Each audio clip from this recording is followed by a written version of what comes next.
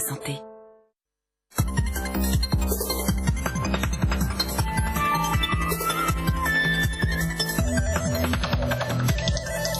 Merci d'être resté avec nous. On le fait plusieurs fois par jour, voire par heure, quand on est un peu émotif, et ça nous procure généralement ce qu'il faut qualifier un grand soulagement. Aujourd'hui, dans Allo Docteur, vous saurez absolument tout sur le fait d'uriner.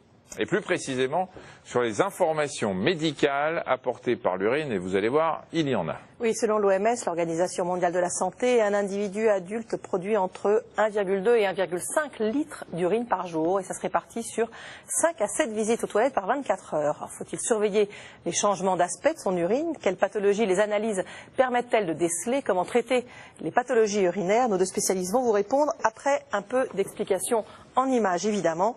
Vous allez voir tout de suite ici, mais vous le savez évidemment que l'urine est sécrétée par les reins, que vous voyez évidemment ici. Il doit filtrer donc un peu plus d'1 litre de sang par minute, soit 1728 litres par jour. Cette filtration est réalisée dans les glomérules qui sont à l'intérieur de ça. Vous ne les voyez pas très précisément. Ce sont des petites unités de filtration et leur but, c'est de réabsorber l'eau pour maintenir l'équilibre hydrique de l'organisme, mais également sa teneur en sel, en phosphate, en calcium, tout en assurant l'élimination des éléments en excès et de certains déchets. Ça, c'est ce qui va éliminer l'urine, donc ça va arriver au niveau de la vessie. Voilà, vous allez voir ça.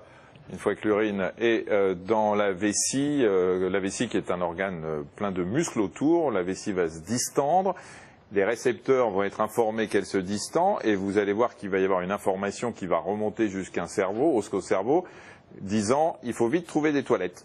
Et parce qu'aux toilettes, on va ouvrir un peu tous les sphincters, le plancher pelvien, tout ça va se relâcher pour qu'on puisse évacuer l'urine à la demande. Alors, normalement, l'urine, c'est un liquide clair, couleur jaune un petit peu pâle.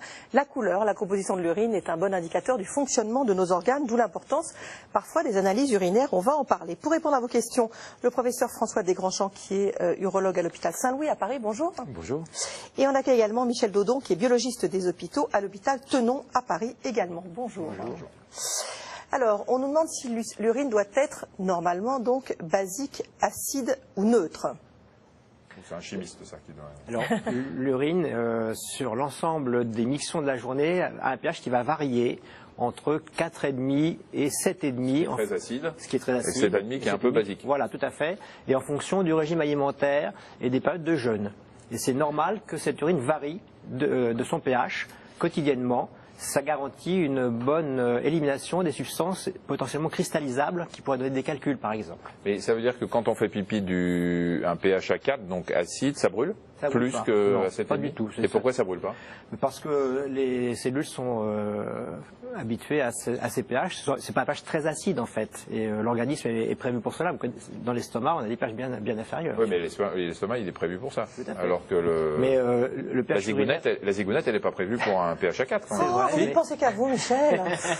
Non, mais je parle de la zigounette. Zigounette, c'est pas toutes les femmes. Hein. Mais la zigounette, ça peut convenir aux dames comme aux messieurs. Ah oui, absolument. Voilà. Ah, oui, monsieur. Mais d'accord. Donc, vous ajoutez quelque chose sur ce... C'est pas fait pour ça, effectivement. À l'intérieur, si, mais pas à l'extérieur. Voilà, pour l'acide. Ouais, en général, on ne se fait pas pipi sur la zigounette, mais à l'intérieur, c'est protégé. Les cellules le sont pas. Encore une fois, Michel, vous savez. C'est quelque chose. Flore demande si des urines très jaunes foncées et odorantes signifie-t-elle forcément qu'on ne boit pas assez? La plupart du temps, oui.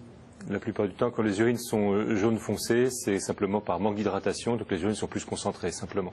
Quant à l'odeur, ça dépend quelle odeur c'est. Si c'est une mauvaise odeur, la cause la plus fréquente, ce sont les infections.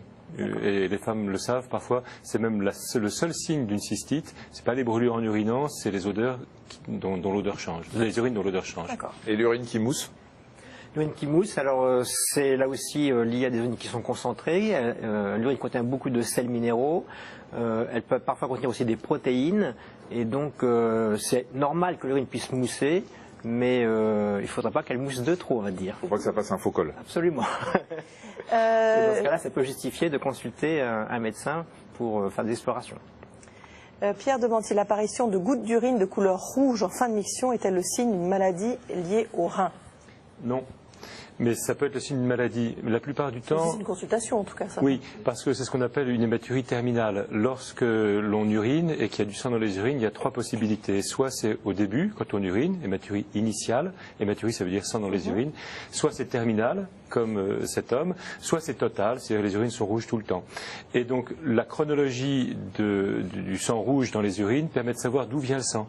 Si c'est initial, qu'au début, c'est plutôt la prostate. Si c'est terminal, c'est plutôt la vessie, parce qu'en fin de miction, comme vous l'avez montré, la vessie se contracte, et donc s'il y a une pathologie de vessie, notamment un polype, eh ben, le sang va être exprimé, ça va être plus rouge vers la fin.